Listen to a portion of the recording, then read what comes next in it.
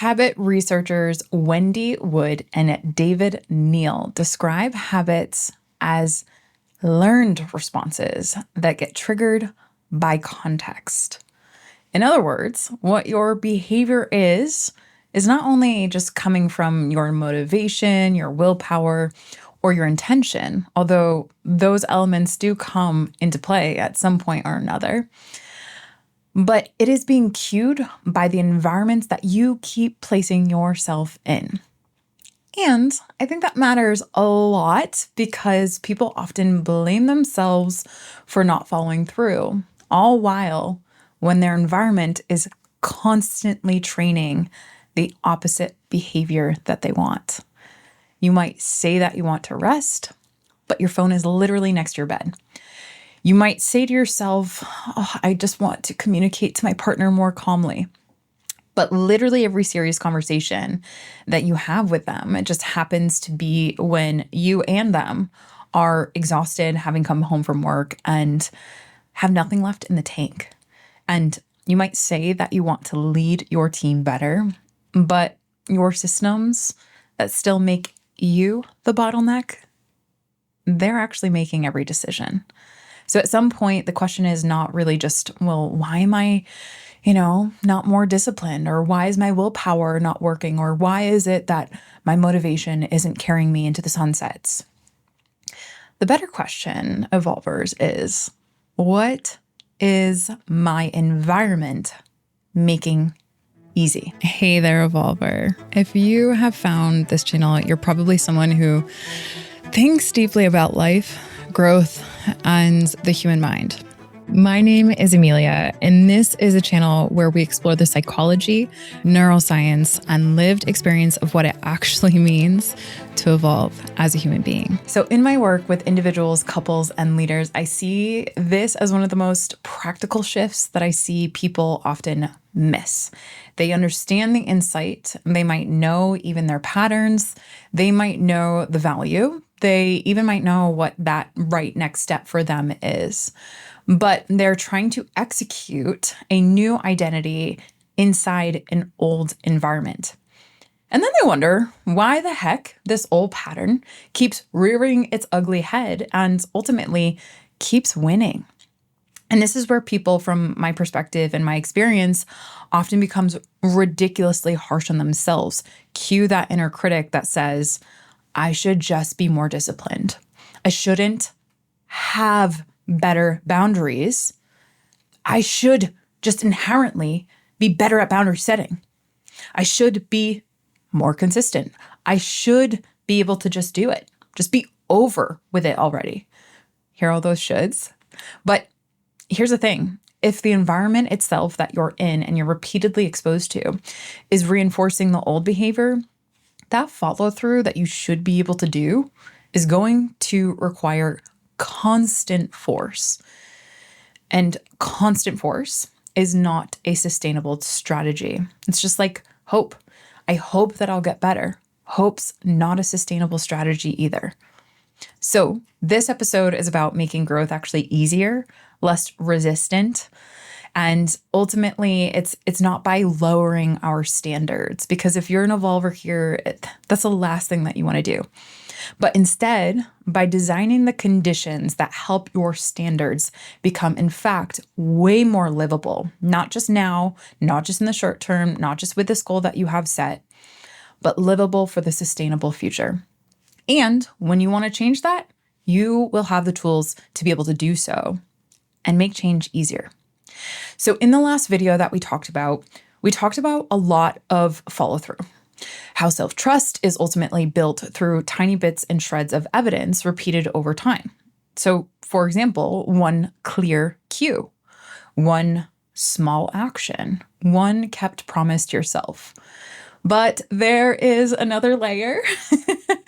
And because even when we think about that follow through, even a small promise that you might have to yourself, it becomes harder to keep if ultimately your environment, it keeps pulling you back in the opposite direction. So This episode in particular is about the environment that is around that promise that you're making to yourself. Yes, it is, in fact, the space. Yes, in fact, it is about the timing, the systems, the people, the defaults that you have on repeat, the friction, the cues, because your environment is not neutral. It is participating in your behavior. And honestly, in my experience, I'm going to nerd out a little bit in this episode. This is something that is such a sneaky fly underneath the radar that we're not even considering. As a gardener, it is so important to understand what type of soil and what type of pot you're putting your plant in. And that allows the plant to flourish into its most beneficial, most sustainable self. We think that we as humans are slightly separate of that fact, that environment influences and encourages specific behaviors, i.e., to grow to our greatest potential, the greatest identity, whatever it is. And yet we are often way more influenced by our environment and the context than we can ever imagine. And it is, yes, participating in your behavior that you're either experiencing or not. And here's where that core distinction really sits in. What I want you to hold in your heart, in your mind, in your everything as you listen to this episode. Willpower will ask you, how do I force myself to do the right thing? Design, on the other hand, asks, how do I make the right thing for this identity, for this version of me, for this goal, easier to do? In other words, less friction. Willpower depends on your state. But design, it supports you even when your state is changing.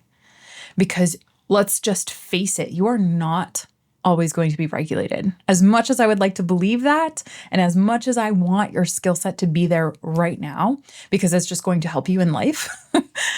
Emotional regulation is often the first line of defense against everything. But ultimately, the reality is you're not always going to be regulated in your nervous system, right? And you're not always going to be motivated. And the truth of the matter is that's an important aspect of change to accept. And you're not always going to be crystal clear in your thoughts. You're not always going to feel strong in how you go about change. So from my perspective, the question becomes, can your environment that you have control over or can modify or design, can that environment support the person that you are becoming, even when your nervous system is tired, stressed, under threat, feeling out of control, overwhelmed, overburdened, to infinitum? So that study that I mentioned a little bit earlier, Wendy Wood and David Neal, I have their name over here. It's actually quite fascinating because what their research really proves is that 45% of daily behaviors that repeat in the same exact location, they repeat out of structural cluing, which is the context in your environment. So let's bring some of this research into how can we support aligned behavior and how can we make that easier? And how do we make misaligned behavior harder, for lack of better words? And I want to pull in an example, as I always do, of a client that I had who came to me, and she wanted to obviously make a change in her world. And it just so happened to do with her sleep and her phone. Now, she comes to me and she says, Amelia, I really want to get better sleep because of XYZ. I'm like, okay, awesome. Talk to me. Where do you put your phone at night? And she went into this. Oh, yeah. She said that every single night that phone is right next to my bed. I have the charger there, and my notifications are there. And I said, that scrolling loop that you want to get sucked out of, it's there. So because the charging station is right next to your bedside, all of that, your entire environment is saying, hey, stay engaged. Hey, open me up. Hey, check the time. Hey, it's this invitation. So now for her rest requires resistance. So every night she has to fight that same cue of her phone, that visual cue again and again and again. So you might be in that situation where you might want better sleep, but the environment that you have is set up to inherently have change be even more resistance based than if you were to get rid of that phone from your bedside table altogether. And she had this same fight again and again. So an environment design approach sounds totally different. And this is what I told her. I said, we need to look at this from an environment design standpoint. We might want to look at it from the standpoint of the phone charges outside of the bedroom. Why don't we set up a little charging station outside of the bedroom, maybe in the kitchen, right? That's what it might sound like. But for other people, it might sound like the alarm clock is separate. The bedroom becomes a recovery space, not a stimulation space. The evening routine starts way before I'm already exhausted. So for her, it was completely removing that station. And then what happens? Well, now that aligned behavior has literally less friction when she's trying to go into her deep sleep. She doesn't have to fight the cue of that invitation of her phone on her bedside table anymore. So what happens? Well, rest ultimately becomes easier for her, and it becomes easier for her to choose, keyword choose, because her environment, her bedside table is no longer arguing against it. And that's where the huge element comes from, where our environmental design helps to throw out those cues, those signals of invitations in towards our most aligned behavior or away from it. And here's the thing. If a behavior really matters, what we do not want is making our most exhausted self fight for it. And that is what she was doing.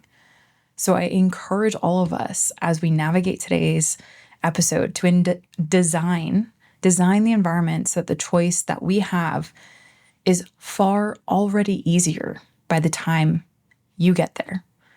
So for her, for example, she's exhausted and she is literally getting into bed when she's already done for the night. And at that moment, her choice to slip into bed, to slip into a better sleep, it was already easier. Why? Because that phone was no longer charging by her bedside table. And that compounded over, 3 months? Immediately she started getting better sleep. Now that is the byproduct of environmental design. So let's go into the example that I have here, communication, timing, and conflict. I have my remarkable here. And I have many examples here, but this is the whole example is really around communication timing, but communication in general, right? And I want you to picture a couple. You can picture Alan and I, my partner and I, or you can picture someone you know, or maybe you might be really identifying with this one. Put yourself in these shoes, right? A couple says that we want to communicate better. Awesome. But ultimately, every single hard conversation that they end up having, it happens when? Not first thing in the morning before they go off to work, but it happens late at night after they return home from work, right? After they're full of stress, after both people are already depleted in their energy.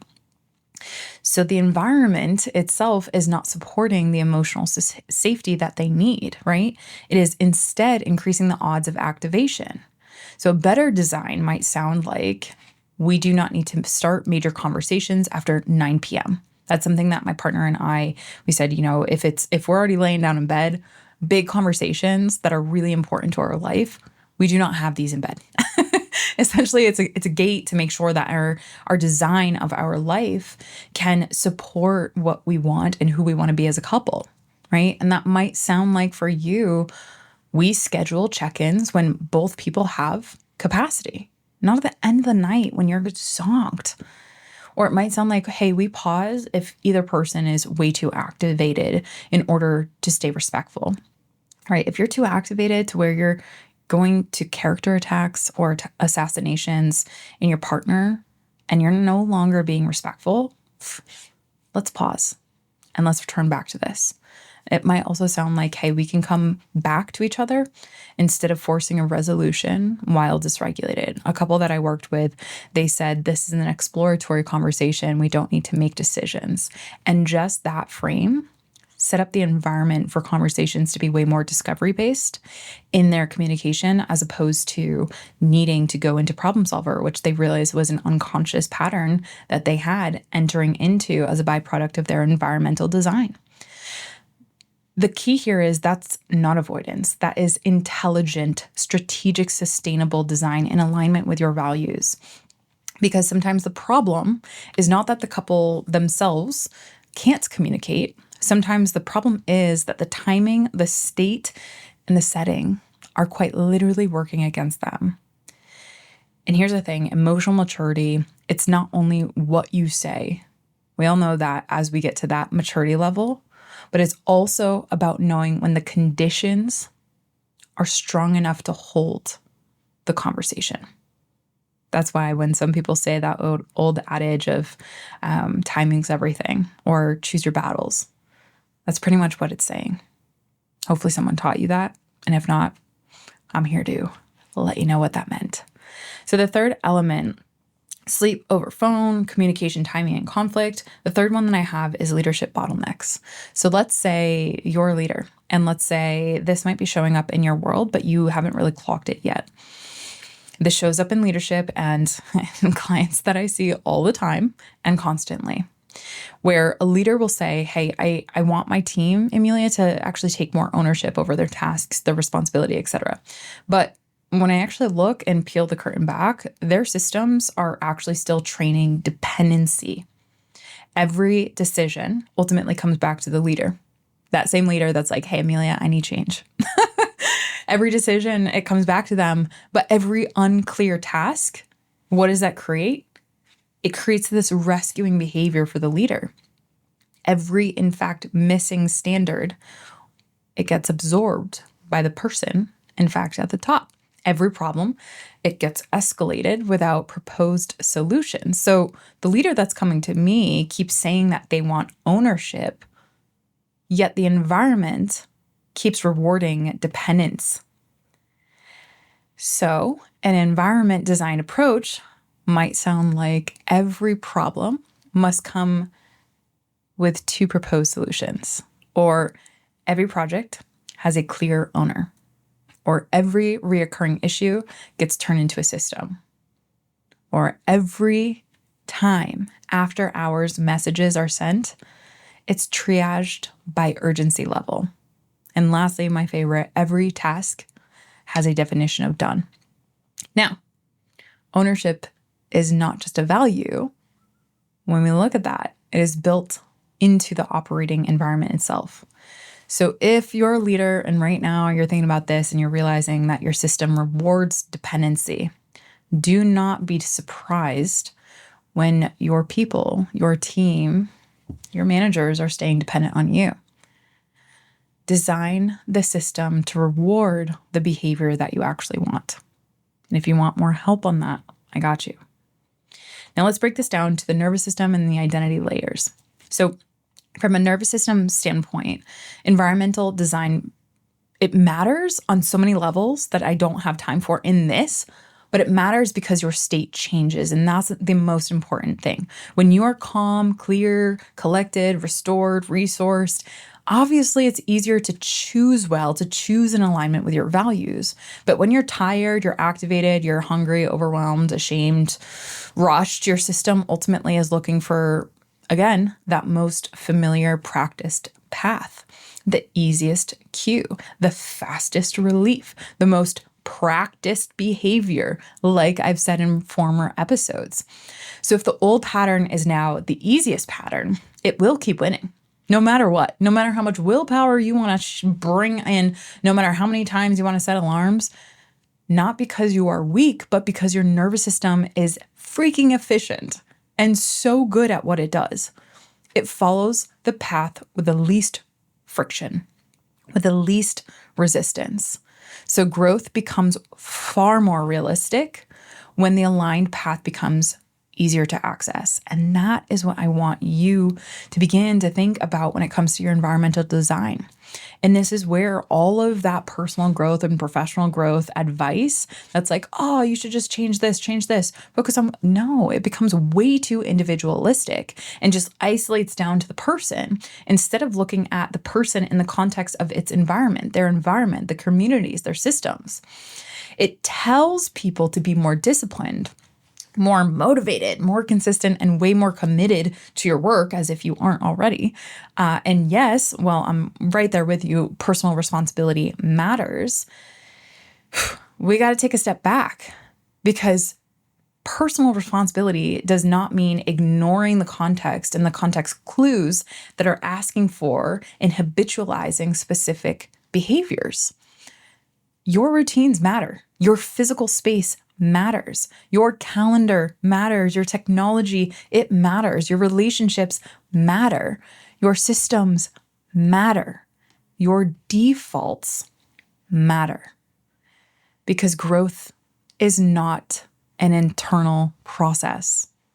It is an ecological one. Because you are always becoming in relationship with your environment. And that is what we often miss. And that is why it's too shallow and it doesn't look at the overall system. And as a systems thinker, I'm someone who is obsessed about this because I think it's so important. You cannot just study a person, ask them to change without also studying their environment and noting what needs to change there. So on the identity level, let's look at how this directly connects to our identities, because every single environment that we have has an identity it quietly is reinforcing. So I want you to look around at your environments and ask, what identity is this reinforcing? By the art that is on the wall, by the color that is painted on the walls, by what is or is not in the room, by the way in which the room is organized, the feng shui of it, right? Some environments, they reinforce urgency. Some, on the other hand, completely reinforce avoidance. Some reinforce performance, some reinforce rest. I want you thinking about a spa environment versus like an athletic gym environment. Some reinforce honesty, some reinforce disconnection. Just think about like the different ways in which if you were to go to a cafe, the way in which the chairs are set up, a library, any environment you can think about that. Some reinforce, in fact, leadership. Some reinforce dependency. So I want you to ask yourself, what version of me does this environment keep inviting forward? This environment meaning the one that you show up in and spend the most time in. Yes, your work environment, your office, your home, even your sleep environment, like literally anywhere. The environment is inviting and supporting a silent identity. And if you don't explore what that is, you are completely operating at an unconscious level that your environment is guiding. And I want you to ask, is that version aligned with who I am becoming? Because the spaces, the systems, and the relationships that you stay inside are not just where your life happens. They are part of how your identity gets practiced in those routines, in those habits, in those systems. So, are you having fun yet? This is where I want to take this and I want to bring it into your practical world. And there's a very simple way that you can work with environmental design that helps support your change or evolution on a sustainable level.